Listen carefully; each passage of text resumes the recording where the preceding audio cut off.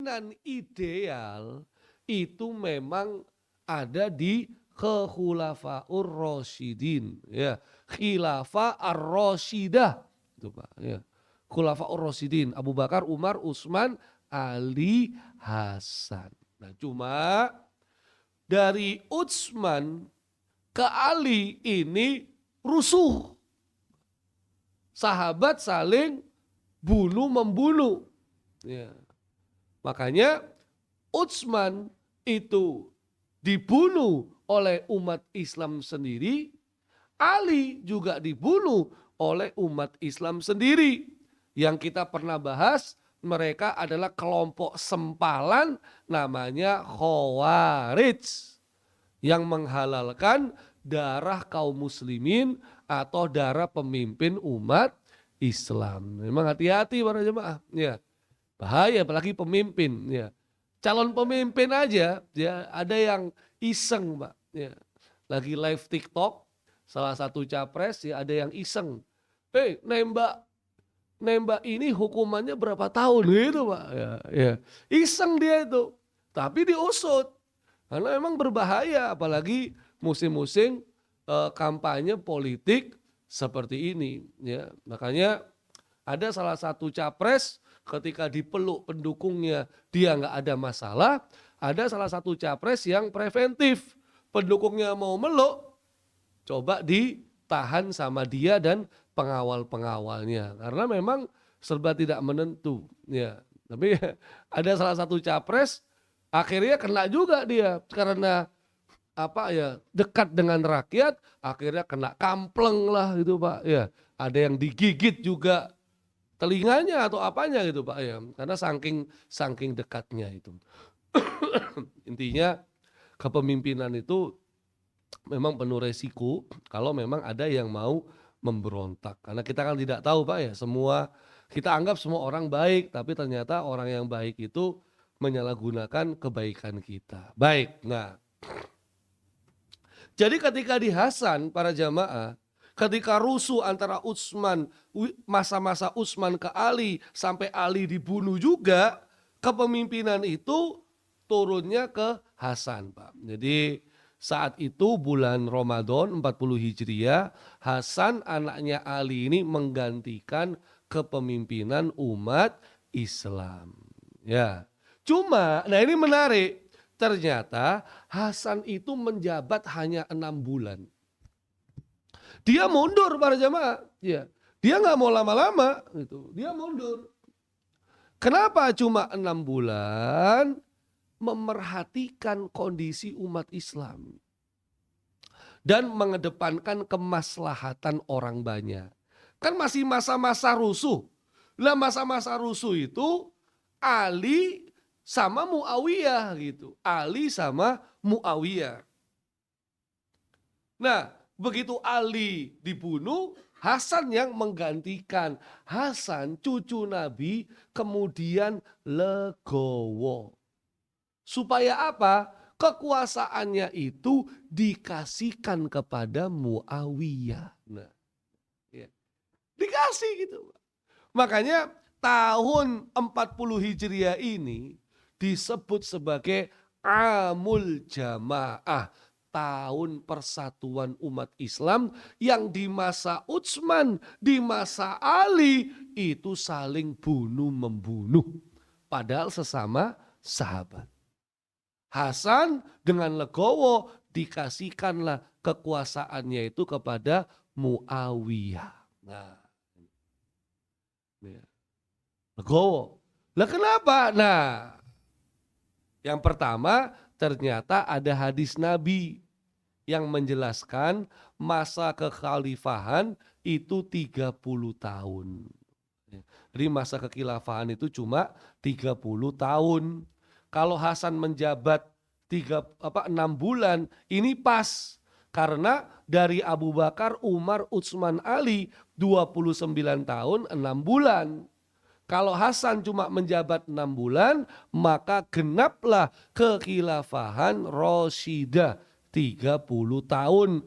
Berarti membenarkan sabda Nabi plus Nabi yang mulia sallallahu alaihi wasallam itu pernah bersabda, wala'allallaha an yusliha bihi baina fi'ataini minal muslimin.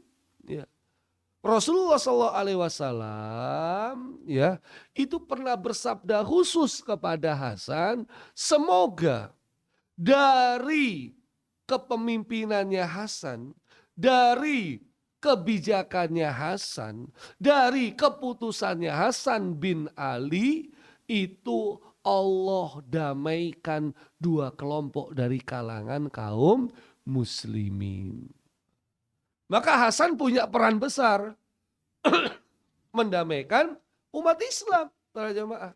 Yang dulu kubu Ali sama kubu Muawiyah masih bentrok sampai Ali terbunuh, ya.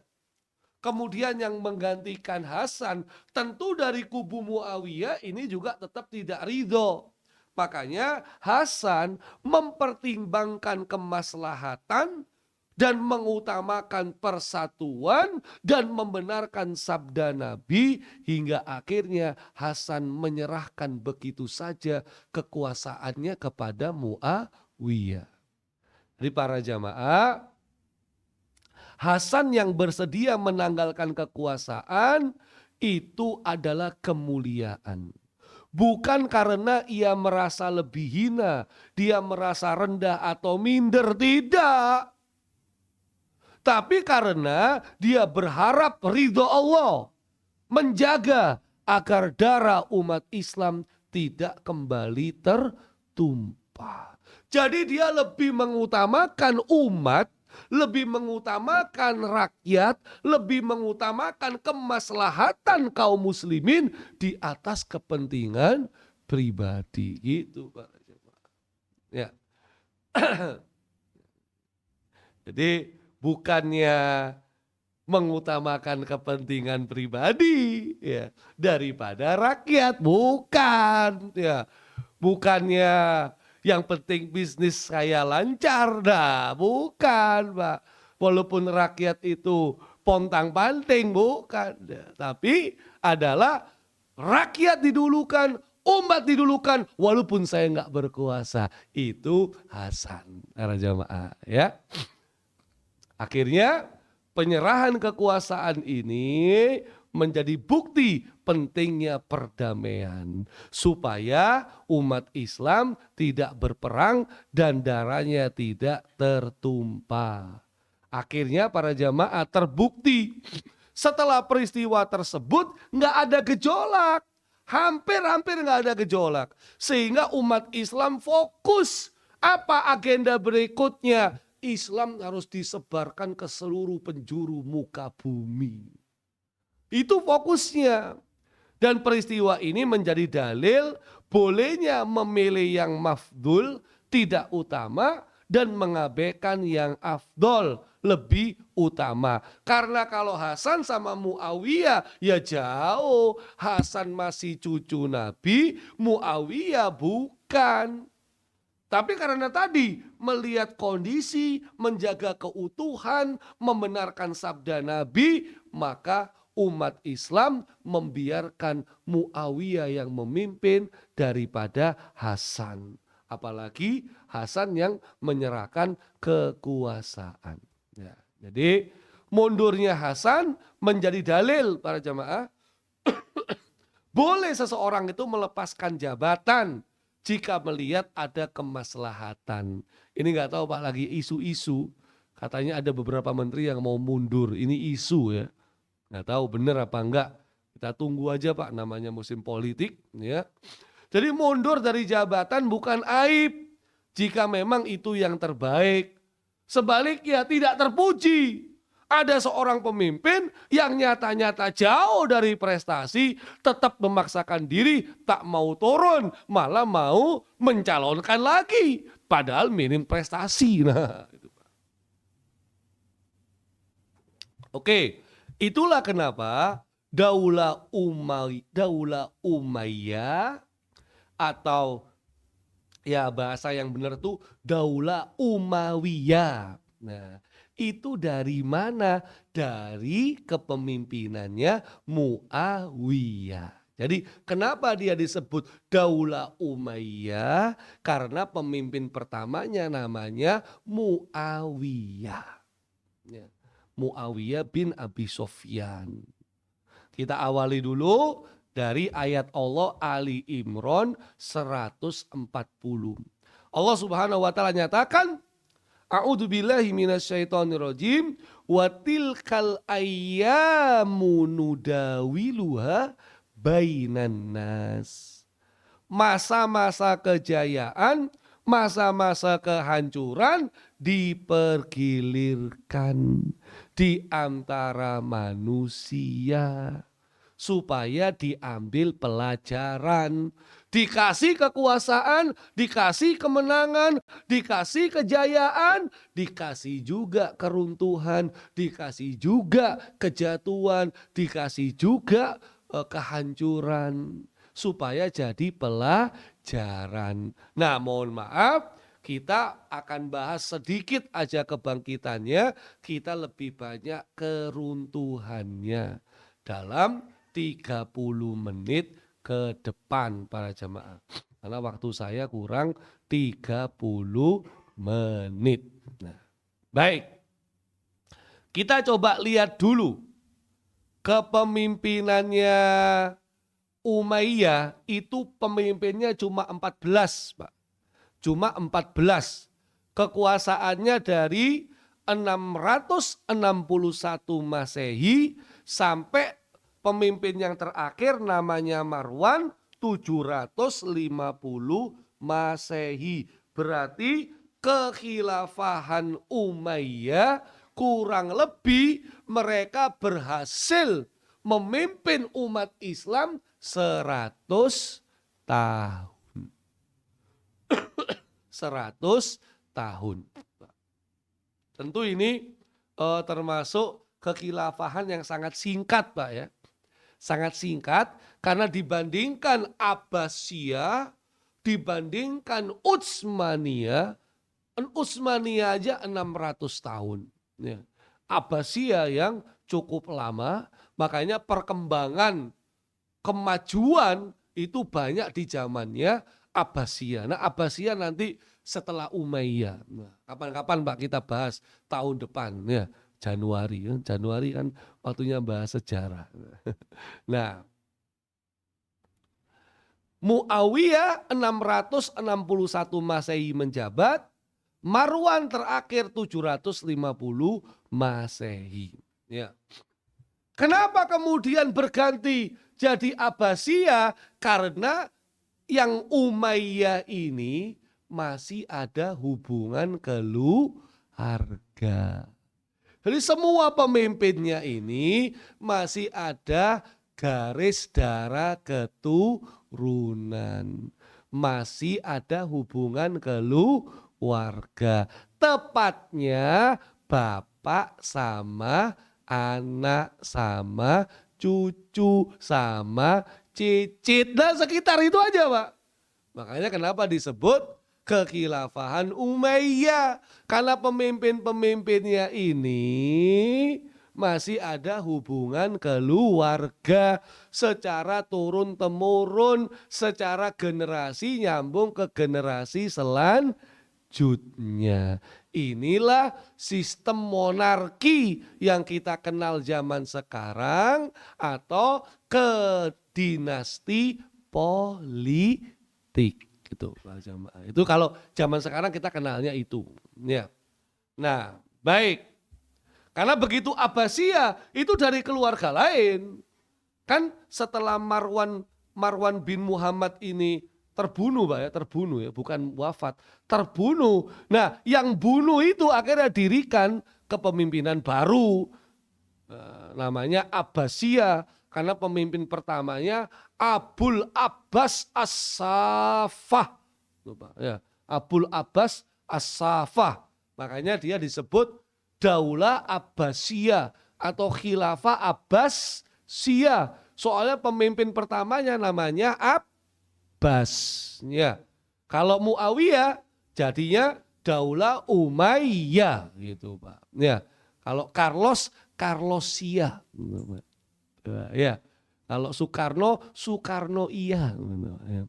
Kalau Jokowi, Jokowi iya gitu Pak. Ya itu kalau mau apa dipanjangkan begitu Pak jamaah ya. Nah, jamaah yang dimuliakan oleh Allah Subhanahu wa taala, kita gak bahas Abbas, kita bahas dulu timeline-nya mereka, Pak. Ya. Karena memang walaupun cuma 100 tahun, mereka ini punya prestasi. Prestasinya apa kita lihat? Prestasinya adalah perluasan, pembebasan, penaklukan wilayah-wilayah yang melebar di luar wilayah Islam. Jadi Muawiyah awalnya cuma gubernur Syam. Awalnya cuma gubernur Syam, kemudian melebar. Bayangkan Pak, kemana melebarnya? Sampai ke Afrika Utara. Sampai ke Kabul, Afghanistan. Jadi kalau Syam di tengah, dia ke kiri dan dia ke kanan. Sampai ke Samarkand, sampai ke Konstantinopel, naik ke atas turun ke bawah. Wah, para jamaah, ya. Kemudian sampai ke Spanyol, loh para jamaah, sampai ke Spanyol. Ya. Sampai ke Multan, Multan di mana ya? Mohon maaf saya agak lupa ini Multan di mana.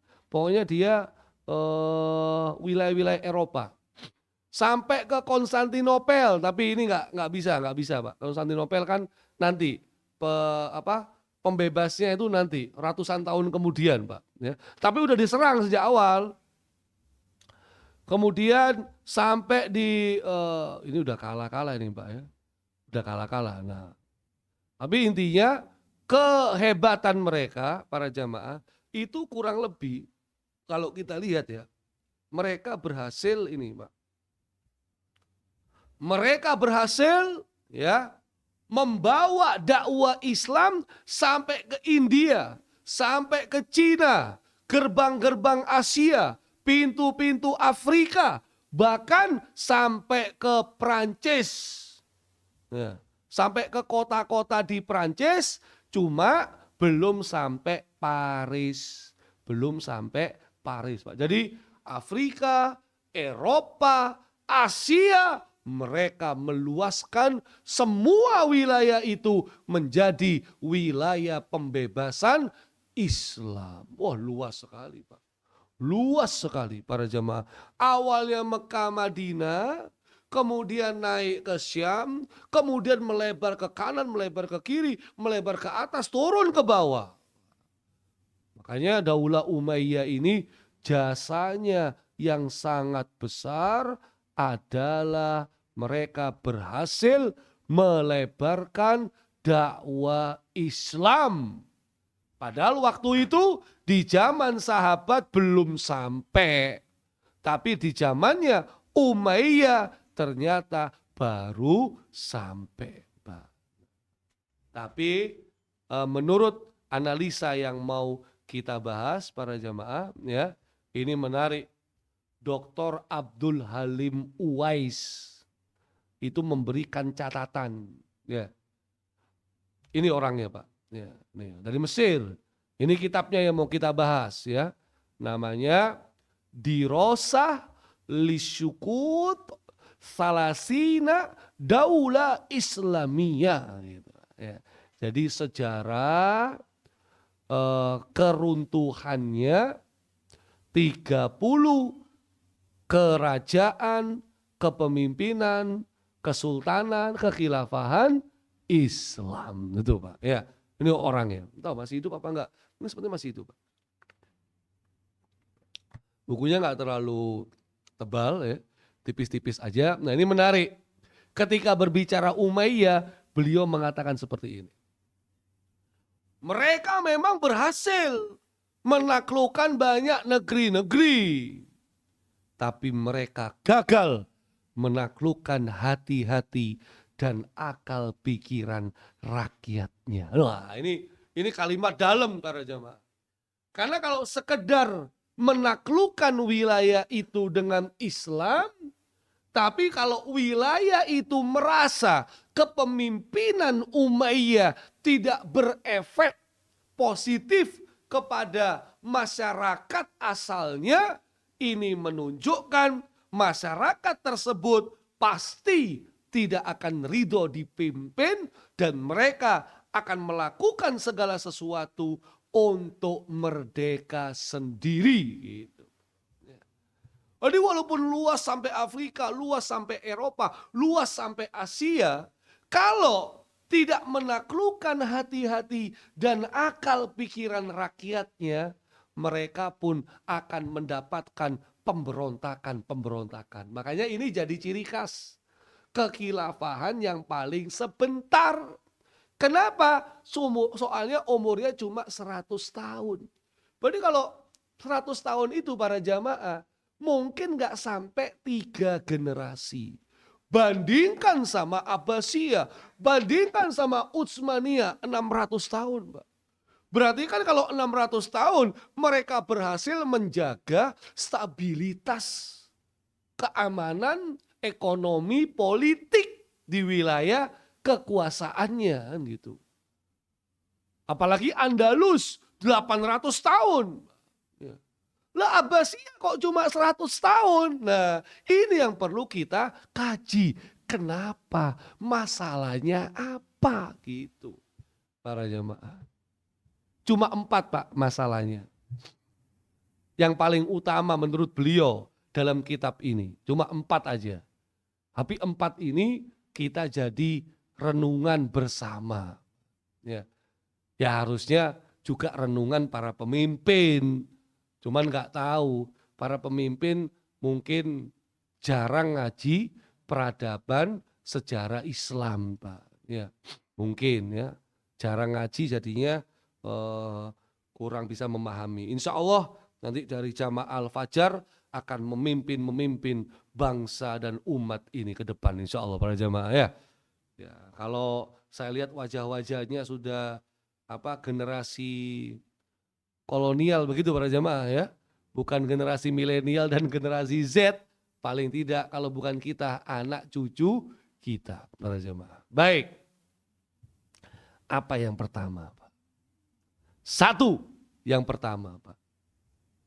Mohon maaf Pak ya, ini kalau misalnya nanti mirip-mirip sama kondisi sekarang, ini bukan kebetulan. Karena sejarah itu at-tarikh yuridu nafsahu. Sejarah itu mengulangi dirinya sendiri. Jadi kalau misalnya kok kebetulan mirip, ya saya hanya cerita sejarah. Tanpa ada ingin menyerang salah satu atau salah 2 atau ingin menggambarkan kondisi terkini. Enggak, Pak. Ini hanya cerita sejarah. Makanya kita perlu memahami sejarah untuk menyongsong masa depan gitu.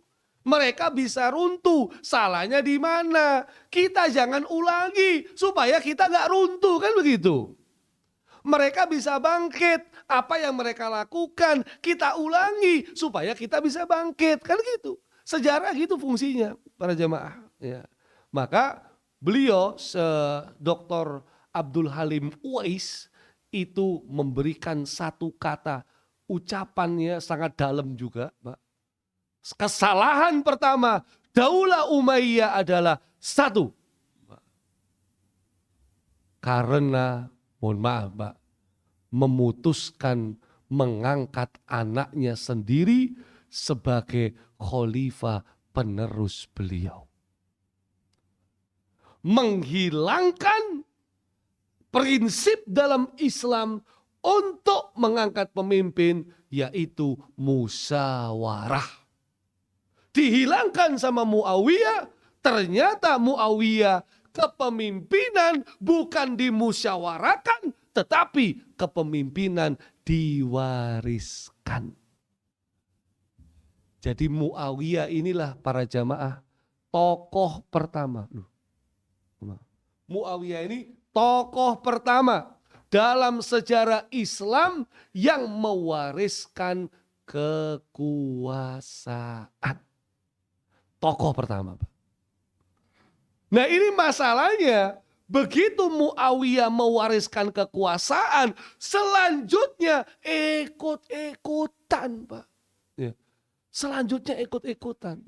Makanya kata Dr. Abdul Halim Uwais, peradaban Islam ketika Muawiyah memutuskan mengangkat anaknya sebagai penerus, itu seperti peradaban Islam dipisahkan dari rohnya dan otaknya.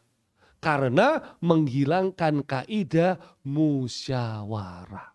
Abu Bakar ke Umar, Rasulullah ke Abu Bakar, ke Umar, ke Utsman, ke Ali, ke Hasan, musyawarah tetap dipakai.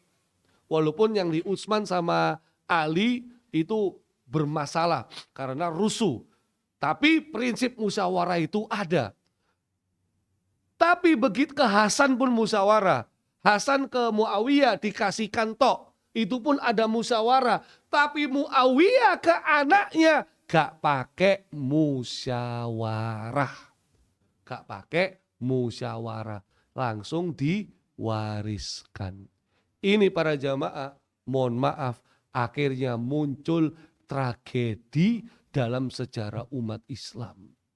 Namanya adalah tragedi Karbala. Nah ini Pak.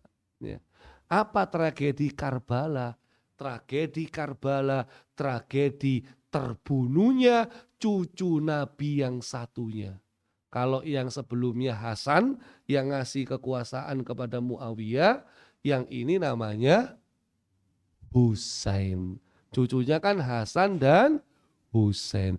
Gimana ceritanya? Gini. Ketika Muawiyah bin Abi Sufyan wafat dan putranya Yazid dinobatkan sebagai pengganti, gejolak muncul, Pak. Padahal awal-awal kan enggak, Pak. Jadi selama masa kepemimpinan Muawiyah, berapa tahun, Pak ya? Tak lihat, saya agak lupa, mohon maaf. Selama kepemimpinannya Muawiyah yang dari tahun berapa ke tahun berapa ini? Kita buka dulu. Nah ini Pak. Dari 661 ke 680 ya. Hampir 20 tahun lah Pak ya. Hampir 20 tahun nih. Hampir 20 tahun Pak. Ya, ini nggak ada masalah. Perluasan. Begitu dia wariskan kepada anaknya. Lah anaknya ini kebetulan masih 38 tahun. Masih muda Pak. Ya, masih muda, 38 tahun. Ini baru muncul gejolak dari tanah Hijaz. Tanah Hijaz itu tanah Arab. Dari cucu Nabi satunya. Siapa namanya? Husain. Ya, Husain gak terima. Kenapa? Loh kok gitu? Masa kepemimpinan diwariskan? Mentang-mentang bapakmu raja, bapakmu pemimpin, bapakmu khalifah, otomatis kamu anaknya jadi khalifah gitu. Gak mau Husain. Bukankah kita ada prinsip musyawarah? Wasyawirhum fil amri. Fa'ida azamta fatawakkal ala Allah. Surat Asy-Syura. Musyawarahkanlah semua urusan kita.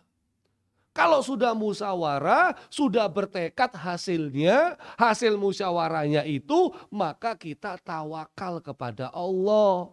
Makanya sila keempat, kerakyatan yang dipimpin oleh hikmat dalam permusyawaratan, perwakilan. Itu prinsip. Dan itu sebenarnya prinsip Indonesia juga para jamaah. Ya, musyawarah. Jadi nggak ujuk-ujuk undang-undang langsung dikebut. Ya kan? Musyawarahnya sebentar, undang-undang ditetapkan ya. Masa-masa Covid, undang-undang ditetapkan, bermasalah di kemudian hari. Yang lucu, Pak. Ada artis-artis yang dulu mendukung undang-undang cipta kerja, sekarang nangis-nangis. Kenapa? Undang-undang cipta kerja sekarang menunjukkan taringnya pajak pajak industri hiburan dinaikkan 40-75%. Stres Pak artis yang bisnis di hiburan. Ya, sampai dia ngomong sama Menteri Pariwisata, kalau begitu ambil aja perusahaan saya gitu katanya Pak. Dulu waktu ditetapkan dia ikut ngendorse, ya kan? Ayo dukung gitu Pak ya. Sekarang begitu diambil keputusan dia ikut puyeng. Nah itu Pak. Ya, makanya penting sekali kita melek literasi para jamaah. Oke kita kembali ke sini Pak. Ya, jangan kebanyakan ke politik negeri Wakanda para jamaah ya. Baik. Nah gak terima akhirnya gimana? Ya Husain ini juga menyusun kekuatan Pak. Jadi siapa-siapa yang nggak mau berbaiat kepada Khalifah Yazid, maka kita harus berikan kekuatan, mendukung, menyusun kekuatan begitu Pak jemaah. Ya, memang kalau sudah politik kepemimpinan begini para jemaah. Nah, dalam kondisi demikian ternyata Husain dapat undangan dari Kufah, dari Irak supaya datang ke sana. Husain dinasehati ya supaya nggak usah memenuhi undangan itu, tapi dia tetap ke sana karena Kufah ini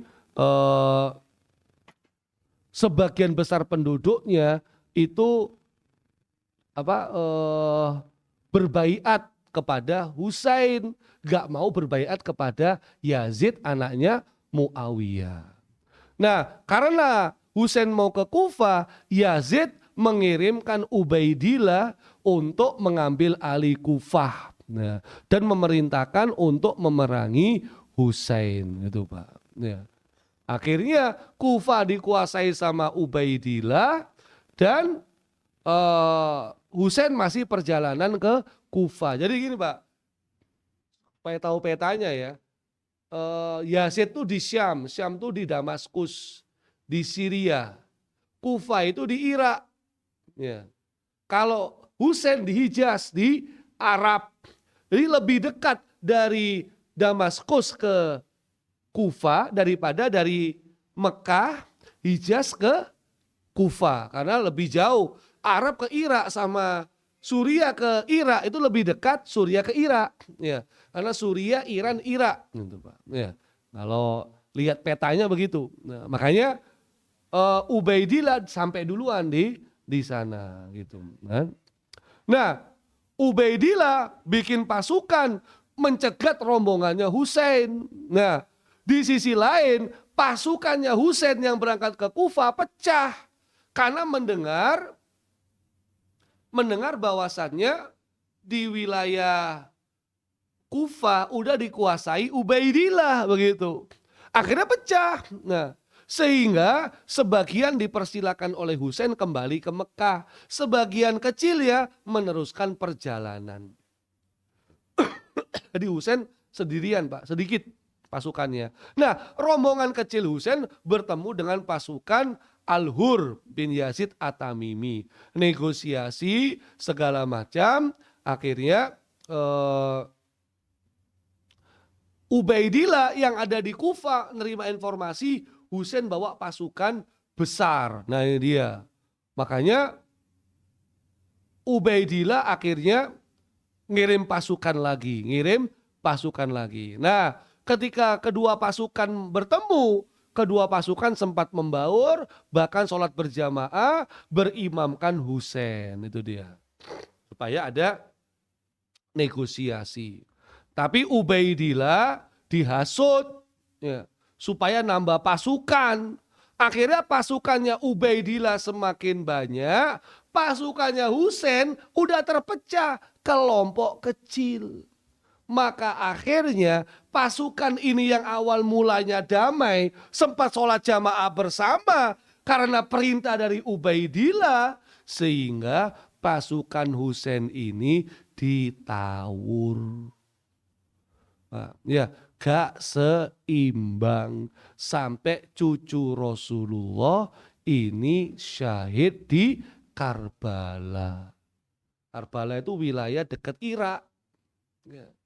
Makanya orang-orang Syiah yang katanya ngaku-ngaku paling cinta sama Nabi dan keluarganya, setiap tanggal 10 Muharram mengenang peristiwa Karbala dengan cara apa? Bawa pedang, pedangnya dipukul-pukul ke kepalanya sampai sobek.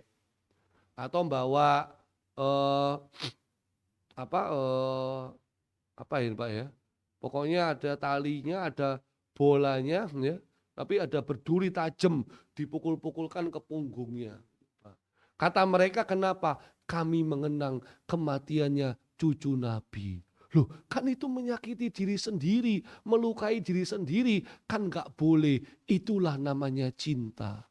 Walaupun disakiti, kami tetap bertahan. Wah, stres ini Pak, ya kan? Orang-orang stres. Ya. Saya ada videonya dulu pernah saya tampilkan, tapi saya nggak mau tampilkan lagi Pak. Ya, nanti gak sarapan malah kita. Ya, susah sarapan kita ngelihat. Karena pecah-pecah bener Pak, darah-darah bener. Setiap tahun mereka kayak begitu. Nah di Indonesia katanya udah ada mulai ritual-ritual kayak begitu. Karena dengar-dengar orang Syiah ini sekarang semakin banyak di Indonesia. Tapi kita simpan dulu Pak orang-orang Syiah, karena sekarang orang-orang Syiah lah yang gagah berani membela Palestina. Baik Syiah Libanon, Hizbullah, Syiah Yaman, Hutsi maupun Syiah Irak, ya, Muqawamah An-Nujabah, semua bertiga menyerang Israel, menyerang Amerika, gagah berani. Yang Syiah, yang Sunni justru ya, yang Sunni ya gitu. Bayangkan Pak, Afrika Selatan malah menggugat Israel di pengadilan internasional. Negara-negara Arab sekitar gak ada, malah jauh dari Afrika Selatan. Dan Afrika Selatan semua mayoritas bukan Muslim Pak, non Muslimnya juga banyak. Ya Allah, nah, ya itulah. Dan sekarang Bu Retno, Bu Menlu ini juga lagi berusaha melakukan sesuatu seperti Afrika Selatan. Ya, nah kok tiba-tiba Bu Menlu ini perjalanan luar negeri 2 hari, tiba-tiba ada kebijakan digantikan dengan Menteri ad interim.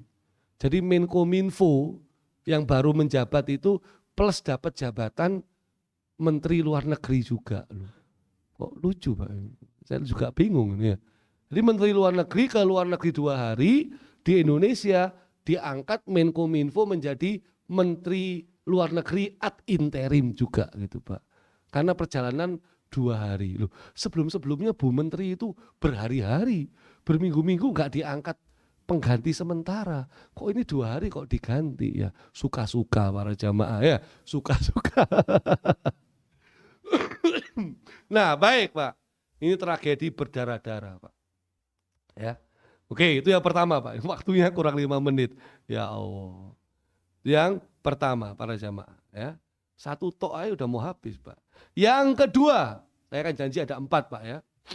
Yang kedua para jamaah, kenapa Umayyah bisa hancur? Yang kedua menurut Dr. Abdul Halim Uwais dalam kitabnya tadi, beliau mengatakan ternyata orang-orang Umayyah ini fanatik kebangsaan. Kan Muawiyah ini orang Arab.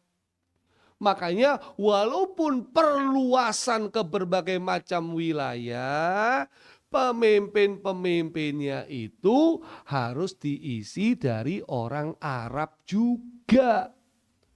Di Afrika yang memimpin orang Arab, di Eropa yang memimpin orang Arab, di Asia yang memimpin orang Arab. Loh kok Arab kabeh gitu.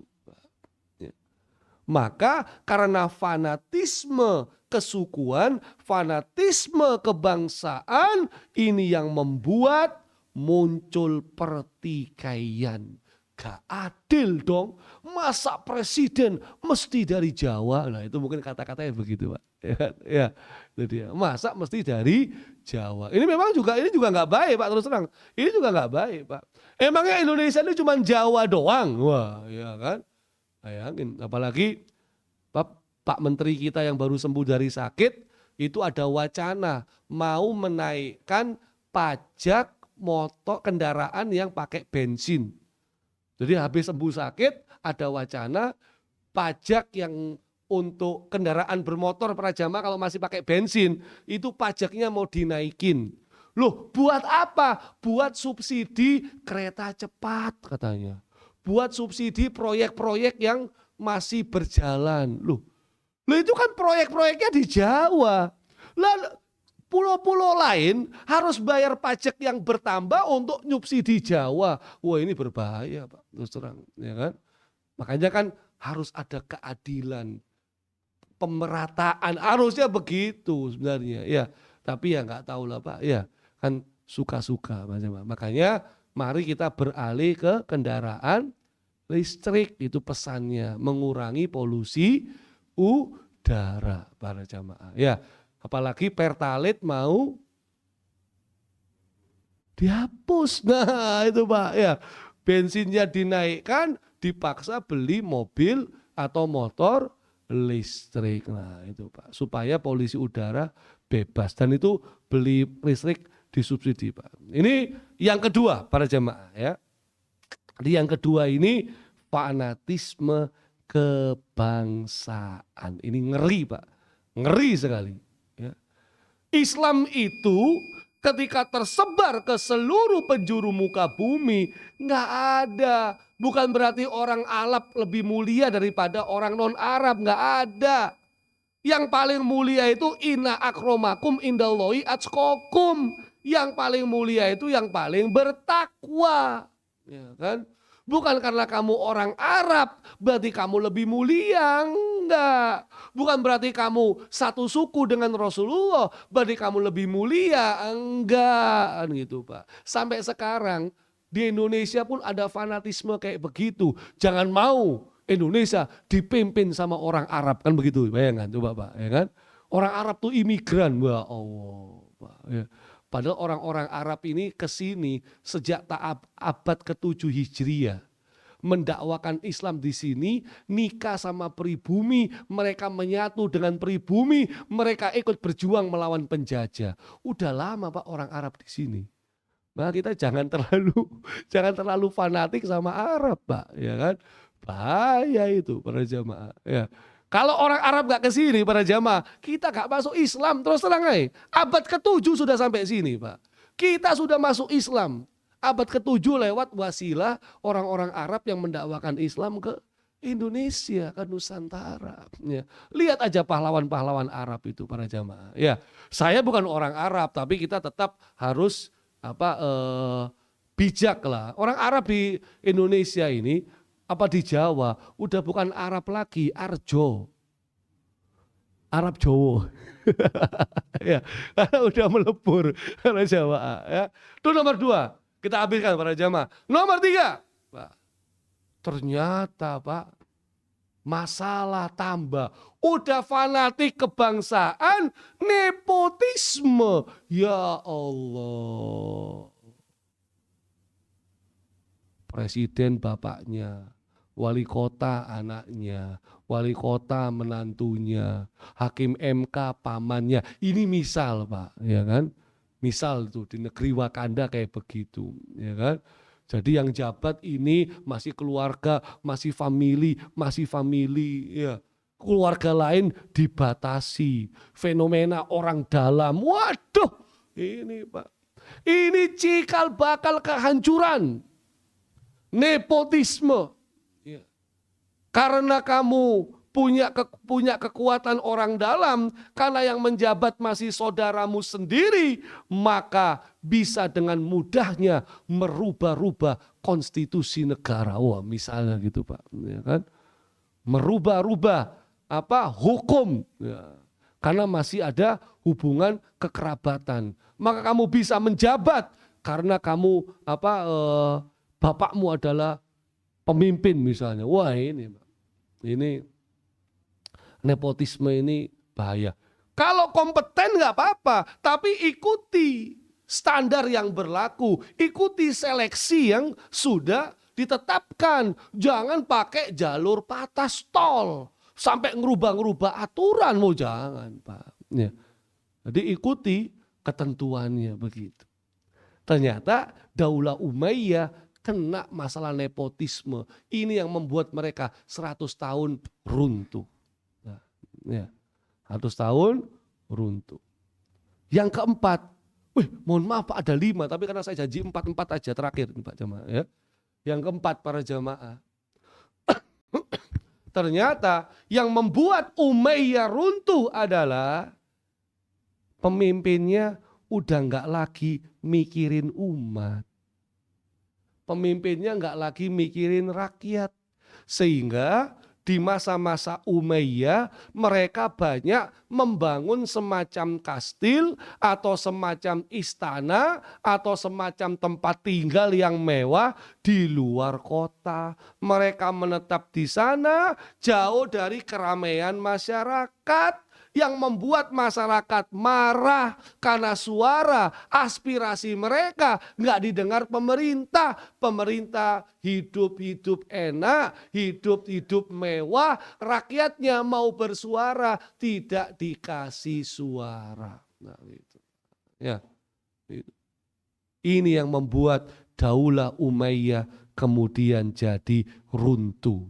Padahal usianya cuma 100 tahun, ya. Hanya 100 tahun bikin runtuh, padahal prestasinya memperluas wilayah Islam. Sehingga di akhir jabatannya diberontak sama Abul Abbas As-Saffah. Ini kita lihat Pak ya, Abul Abbas As-Saffah. Kenapa dikasih gelar As-Saffah? Karena As-Saffah itu maksudnya penumpah darah Pak. Karena dia mendapatkan jabatannya dengan apa? Dengan menumpahkan darah. Nah ini Pak ya. Ini kalau kita lihat silsilanya, mohon maaf. Ada lemot-lemot sedikit Pak jemaah. Ini kan yang kekhilafan Umayyah yang kita bahas para jemaah ya. 661 sampai 750. Nah, Marwan bin Muhammad ini dibunuh sama Abul Abbas As-Saffah. Kita lihat Pak, Abbasiyah ini lama Pak. Dari Abul Abbas As-Saffah 750 sampai berapa ini? 1242. Berarti hampir 500 tahun. Tapi runtuh juga. Astagfirullah, mohon maaf. Sampai sini Pak. Ya, 1507 berarti berapa? Hampir 750 tahun Pak. Jabatnya lama. Abbasiyah. Utsmaniyah juga gitu. Lama ya.